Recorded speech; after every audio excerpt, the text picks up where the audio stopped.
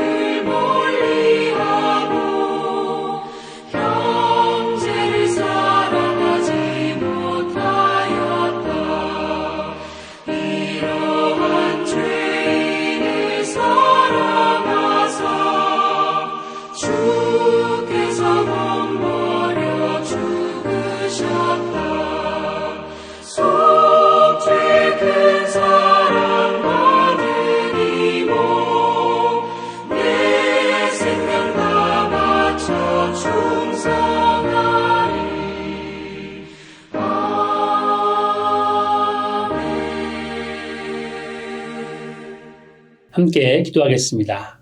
주님 감사드립니다. 오늘도 우리를 붙잡아 주시고 주님의 말씀 가운데로 인도하심에 감사드립니다. 주님의 말씀에 감동 가운데 살게 하시고 말씀의 능력 가운데 하루하루 살아갈 수 있도록 아버지 붙잡아 주시옵소서.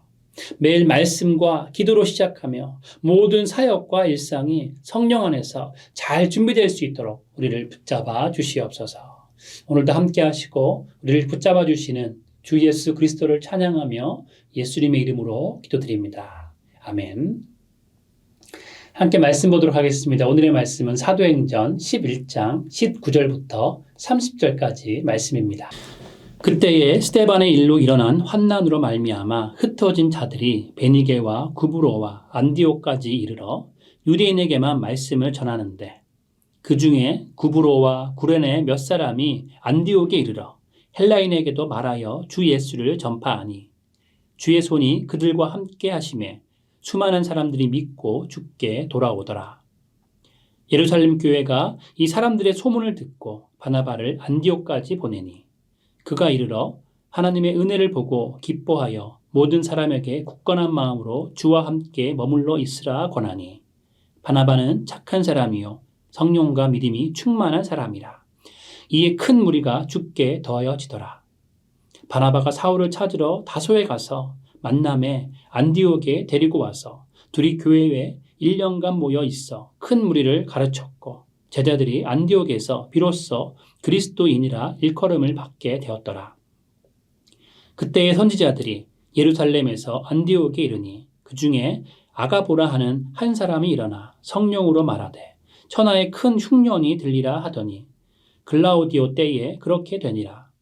제자들이 각각 그 힘대로 유대에 사는 형제들에게 부조를 보내기로 작정하고 이를 실행하여 바나바와 사울의 손으로 장로들에게 보내니라. 아멘. 인생을 살다 보면 누구나 고난이라는 원치 않는 순간을 만나게 됩니다. 성경 속에도 인간의 삶에는 늘 고난이 자리 잡고 있었습니다. 요셉은 고난의 사람이었습니다. 욥도 다윗도 모두 고난의 사람이었습니다. 성경 속의 위대한 인물들은 누구나 예외 없이 고난을 경험합니다. 그러나 성경 속 인물들은 모두 고난 속에서 인생을 꽃피운 사람들이죠. 위대한 인물들의 삶을 유심히 보면 오히려 고난을 극복하려는 의지를 가지고 고난을 통해 더욱 위대함을 이루는 것을 보게 되는 것입니다. 그런데 고난을 대하는 방식은 세상 사람들과 믿음의 사람들이 다릅니다. 세상 사람들은 고난을 어떻게든 피하려고 합니다. 고난이 오면 그 고난의 이유를 이해하지 못하며 괴로워하면서 어떻게든 고난을 멀리하려 하는 것이죠. 그러나 하나님의 백성들은 고난 속에서도 새로운 길을 발견하는 것을 보게 됩니다. 오늘 본문에도 고난이 등장합니다. 스데반에 순교가 있었고 초대교회 성도들에게도 박해가 일어나 환난을 당합니다. 그러나 박해로 흩어진 성도들은 하나님의 일을 열어갑니다. 고난이 끝이 아니라 하나님이 새 일을 시작하시는 도구임을 보여주는 것이죠. 그래서 오늘 이 말씀을 통해 교회 공동체는 어떻게 성장하고 성숙을 이루어가며 건강한 공동체로 어떻게 세워갈 수 있는지에 대해서 함께 살펴보길 원합니다. 첫 번째로 초대교회는 고난 가운데 열매를 맺는 공동체였습니다. 오늘 본문 말씀은 스데반의 순교로 시작합니다. 그리고 초대교회에도 큰 박해가 있어서 성도들이 여러 지역으로 뿔뿔이 흩어졌음을 말씀하고 있죠. 그런데 놀랍게도 그 흩어진 곳에서 복음이 전해집니다. 20절 말씀은 헬라인에게도 복음이 전해지고 수많은 사람들이 예수님을 믿고 돌아왔음을 말씀하죠. 이것은 굉장히 중요한 말씀인데 19절 마지막 절을 보게 되면 이제까지는 유대인에게만 복음이 전해졌다는 것을 알 수 있습니다. 그런데 이제 안디옥에서 드디어 이방인들에게도 복음이 전파되기 시작한 것이죠. 오늘 말씀에서 복음이 민족을 넘어 전해지는 역사가 있었기에 오늘날 우리에게도 예수님의 귀한 복음이 전해지게 된 것입니다. 중국의 지하교회 이야기를 들어보셨을 것입니다. 중국 교회는 오랜 시간 핍박을 받았습니다. 목사님들이 잡혀가고 성도들이 모이지 못했습니다. 그런데 오히려 그 고난은 복음을 막지 못하고 복음의 진보를 가져왔습니다. 작은 모임들이 더 생겨나기 시작했고요. 사람들은 더욱 간절히 기도하게 되었습니다. 마침내 지금 중국에는 수천만 명이 넘는 그리스도인이 있습니다. 마치 씨앗이 땅에 떨어져야 열매를 맺듯이 고난은 오히려 복음을 퍼뜨리는 통로가 된 것입니다. 우리의 삶에도 마찬가지입니다. 직장에서의 어려움, 가정의 갈등, 건강의 문제도 하나님은 선하게 사용하십니다. 우리가 고난 앞에서 주님을 붙들면 그 고난의 자리가 오히려 새로운 열매의 시작이 되는 것이죠. 고난은 끝이 아니라 하나님의 새로운 시작이 되는 것입니다. 너무나도 감사한 것은 로마서 8장 28절의 말씀처럼 하나님은 모든 것을 협력하여 선을 이루시는 하나님이시라는 것이죠. 그렇기에 우리가 어떤 상황과 고난 가운데 있을지라도 낭망할 필요가 없습니다. 고난도 나에게 유익이다라고 고백했던 시편 기자의 고백처럼 고난 속에서 하나님의 뜻을 발견하고 그 고난의 과정이 오히려 하나님께서 나에게 유익을 가져다 주심을 믿고 나아가면 된다는 것이죠.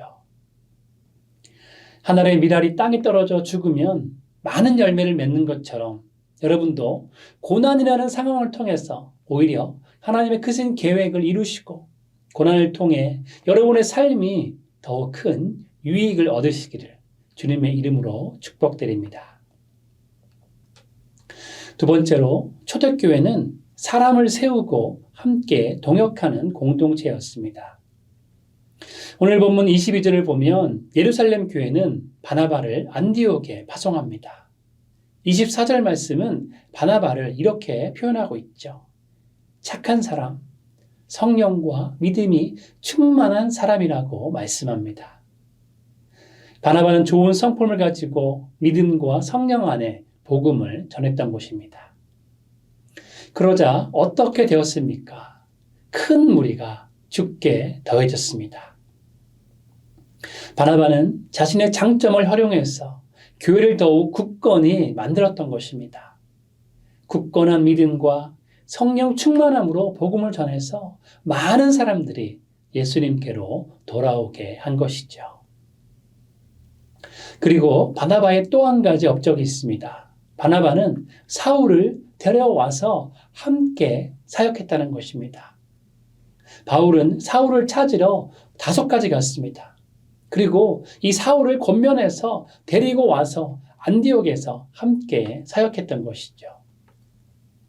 26절을 보니까 바나바와 사울은 안디옥에서 1년간 큰 무리를 가르쳤다라고 말씀합니다. 놀라운 것은 이들이 함께 동역함으로 많은 예수님의 제자들이 생겨났다는 것입니다. 바울과 사울이 안디옥에서 말씀으로 예수님의 제자들을 세운 것이 얼마나 큰 영향력을 미쳤으면 그들을 보고 드디어 세상 사람들이 그리스도인이라고 부르게 된 것입니다. 그리스도인이라는 호칭이 교인들이 만든 것이 아니라 세상 사람들이 안디옥 교회 교인들의 모습을 보면서 와, 정말 예수님을 닮은 그리스도인이구나라고 부르게 된 것이죠. 그렇기에 그리스도인이라는 말은 어떤 면에서 우리에게 명예로운 호칭입니다. 중요한 것은 바나바의 격려와 도움이 있었기에 이제 사울은 사도 바울이 될 수 있었습니다. 바나바가 성령 충만한 가운데 좋은 성품을 가지고 사람을 세워주고 도와주고 함께 동역했기에 이렇게 아름다운 열매가 맺히게 된 것이죠. 저는 가끔 미국 야구나 한국 야구를 보는데요. 여러 매체들을 통해서 알게 되는 것은 훌륭한 선수들은 혼자서 되지 않는다는 것입니다. 훌륭한 선수들을 보면 꼭 그 옆에 좋은 코치가 있습니다. 혼자서 훌륭한 선수가 되는 것이 아니라 반드시 그 옆에 좋은 코치가 있을 때 가능한 것이죠.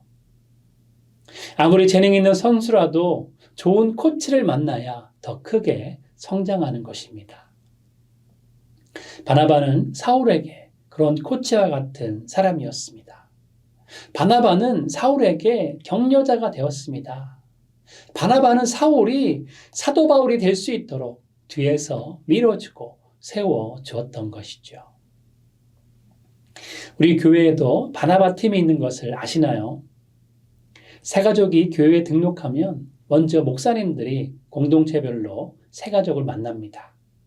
그리고 2주차부터 바나바 분께서 새가족을 만나서 교회에 잘 적응하고 정착하도록 도와주십니다. 바나바 분께서 2주 동안 새가족을 만나는데 새가족 3주차까지 인도해 주시면서 새가족분이 우리 교회에 한 가족이 되시도록 잘 이끌어주고 계신 것이죠. 우리도 바나바가 되어야 합니다. 교회 안에서 누군가를 세워주고 격려해 주어야 합니다. 가정에서도 배우자를 칭찬하고 자녀를 격려해야 합니다. 직장에서도 동료를 세워주는 그리스도인이 되어야 하는 것이죠. 우리 각자의 자리에서 우리가 어느 곳에 있든지 그곳에서 바나바가 되어야 되는 것입니다. 성령 충만한 믿음과 착한 성품은 혼자만의 열매가 아닙니다. 우리의 성품과 굳건한 믿음은 다른 사람을 살리고 세우는 능력으로 나타납니다. 그렇기에 예수님을 닮는 것이 우리의 비전이 되어야 합니다. 원하고 바라고 기도합니다라는 찬양의 가사처럼 하나님의 꿈이 나의 비전이 되고 예수님의 성품이 나의 인격이 되고 성령님의 권능이 나의 능력이 되길 원하고 바라고 기도하셔서 하나님의 꿈을 이루시는 여러분 모두 되시기를 주님의 이름으로 축원드립니다. 세 번째 마지막으로 나눌 것은 초대교회는 긍휼과 나눔이 있는 공동체였다는 것입니다. 28절 말씀은 그 당시 예루살렘에 큰 흉년이 들었음을 말씀하고 있죠. 그런데 이 소식을 들은 안디옥 성도들은 가만히 있지 않았습니다. 안디옥 교회 성도들은 예루살렘 교회를 위해서 기꺼이 구제 헌금을 보냈습니다. 자신들도 넉넉하지 않았지만 형제들을 위해서 자신의 것을 나눈 것입니다. 한국 정쟁 후에 미국 교회에서 구호품을 보냈습니다. 뿐만 아니라 세계 각지의 교회들이 한국 교회를 도왔습니다. 그들이 보내준 밀가루와 분유 같은 식량이 한국 교회를 살렸던 것이죠. 어려운 시대에도 세계 교회가 함께 손을 잡아둔 덕분에 지금의 한국 교회가 있는 것입니다. 안디옥 교회도 그렇게 서로의 필요를 채워주면서 예루살렘 교회를 섬겼습니다. 이웃의 아픔을 보고 그냥 말로만 위로하고 가서 덮게 하라, 배부르게 하라 하지 않은 것이죠. 진정한 마음으로 함께 아파하고 기도하면서 정성껏 부조를 모아서 전달했습니다. 우리도 사랑을 나누는 삶을 살아야 합니다. 우리 교회도 나누는 공동체가 되어야 합니다. 함께 나눌 때 하나님의 사랑이 전달되지만 더 중요한 것은 나눌 때 내가 성장하게 된다는 것입니다. 내가 내 것만 보는 것이 아니라 나눌 때 내가 성숙을 이루어가게 된다는 것이죠. 그렇기에 우리 공동체가 타인의 아픔을 함께 공감할 뿐만 아니라 한 걸음 더 나아가서 내 것을 나눌 수 있는 공동체가 될 때 우리는 더욱 성숙을 이루어가는 공동체가 되는 것입니다. 우리 교회에서는 작년부터 아웃리치 팀이 생겨서 다락방이나 공동체가 연합하며 교회 주변 사람들을 돕는 섬김을 하고 있습니다. 그런데 아웃리치를 다락방과 공동체가 하는 이유가 여기 있습니다. 교회가 아웃리치를 하는 것도 선교적인 차원에서 꼭 필요한 일이기도 하지만 다락방과 공동체가 아웃리치를 하면 공동체가 더욱더 결속이 되는 것이죠. 그러나 더 중요한 것은 무엇이냐면 아웃리치를 하면서 다락방과 공동체가 성숙을 이루어가게 된다는 것입니다. 다락방 모임을 통해서 우리가 은혜 받고 우리가 함께 영적인 가족으로 살아가는 것도 중요합니다. 그런데 다락방에서만 교제하고 교회 안에서만 우리가 서로 좋다면 성숙은 그 정도에서 멈추게 되는 것이죠. 그러나 다락방이 아웃리치를 통해서 이제 시선을 안으로만 향하는 것이 아니라 시선을 하나님의 눈으로 세상을 보고 도움이 필요한 사람을 돕는 사역을 한다면 한 단계 더 성장을 이루게 되는 것입니다. 예를 들어서 외동으로 부모의 사랑을 받다가 둘째가 생기면 서로 양보하고 서로 나누는 것을 배우게 됩니다. 그래서 혼자 자란 사람보다 형제가 많은 사람들이 사회성이 더 폭넓은 것을 보게 되는 것이죠. 그리고 미혼으로 살다가 결혼해서 가정을 꾸리고 살고 아이를 낳아서 키우다 보면 나도 모르는 사이에 점점 성숙을 이뤄가게 됩니다. 내 인생만 보다가 배우자의 삶을 돌아보게 되고 아이의 삶과 양가 부모님의 삶도 돌아보게 되면서 나의 인생의 지경이 점점점 넓어지는 것입니다. 그리고 교회에서 신앙생활을 하면서 부딪힘도 있고 힘든 일도 있지만 다락방과 공동체를 통해서 영적인 가정 안에서 나의 믿음도 점점점 성장하게 되는 것이죠. 혼자 있을 때는 영적인 훈련을 할 수 없지만 공동체 안에서 영적으로 성숙을 이루어가게 되는 것입니다. 그리고 교회와 다락방들과의 관계 안에서도 성숙을 이루지만 우리의 시선을 나의 삶의 영역에만 보는 것이 아니라 이제는 시선을 교회 밖에까지 보면서 세상을 품고 섬기는 것입니다. 그래서 세상을 바라보시는 하나님의 꿈을 나도 바라보며 하나님의 꿈을 나의 비전으로 품게 되는 것이죠. 그렇기에 우리의 신앙의 영역이 넓어지고 우리의 시선이 넓어지며 세상을 섬길 때 우리는 더욱 예수님을 닮아가는 성숙을 이루어가게 되는 것입니다. 우리의 섬김을 통해 세상에 예수님의 사랑이 자연스럽게 전해지게 되는 것이고요. 또한 이웃과 다른 성도들을 위해서 손을 내밀며 더욱 성숙한 공동체를 만들게 되는 것이죠. 참된 교회는 모이는 교회일 뿐만 아니라 나누는 교회입니다. 긍휼의 마음이 복음을 증거하는 능력이 됩니다. 우리가 나누고 긍휼을 베풀 때 우리는 더욱 성숙을 이루어가게 되는 것이죠. 사랑하는 성도 여러분, 사도행전 11장은 고난 속에서 시작된 교회의 이야기입니다. 그러나 고난은 열매를 맺게 합니다. 그렇게 우리에게 고난이 있다고 넘어지고 포기하는 것이 아니라 오히려 예수님을 닮아가는 성품으로 다른 사람을 세우고 동역하며 하나님의 비전을 이루어야 합니다. 그리고 안디옥 교회의 나눔은 교회의 본질을 보여주죠. 그렇게 우리는 세상 가운데 예수님의 긍휼을 전하고 나눔을 실천하면서 성숙을 이루어 가야 하고요. 나눔의 모습을 통해서 예수님의 사랑을 전해야 하는 것입니다. 그럴 때 세상은 우리를 보고 저들은 진짜 그리스도인이다라고 말할 것입니다. 사랑하는 성도 여러분, 모두는 세상 속에서 진짜 그리스도인이다라고 하는 귀한 고백을 듣는 하나님의 사람이 되심으로 예수님을 닮은 모습으로 예수님의 사랑을 마음껏 전하시는 삶 사시기를 주님의 이름으로 축원드립니다. 함께 기도하겠습니다. 주님 감사드립니다. 우리를 주님의 사랑으로 덮으시고 예수님의 십자가의 공로로 구원 얻은 삶을 살아갈 수 있도록 인도하심에 감사를 드립니다. 정말 초대교회처럼 사랑을 나누며 사람들을 세우고 예수님의 모습을 닮아서 함께 섬길 수 있는 우리가 될 수 있도록 아버지 역사하여 주시옵소서. 예수님의 사랑을 듬뿍 받고 그 사랑을 세상 가운데 전함으로써 예수님의 그 귀한 사랑을 전할 수 있는 삶을 살아갈 수 있도록 우리를 사용하여 주시옵소서. 그리하여서 예수님을 닮은 성품으로 하나님의 꿈을 비전으로 삼고 하나님의 꿈을 이루어갈 수 있는 우리 모두 될 수 있도록 주님 역사하여 주시옵소서. 예수 그리스도의 이름으로 기도드립니다. 아멘. 함께 계속적으로 각자의 기도 제목으로 주님 앞에 나아가도록 하시겠습니다.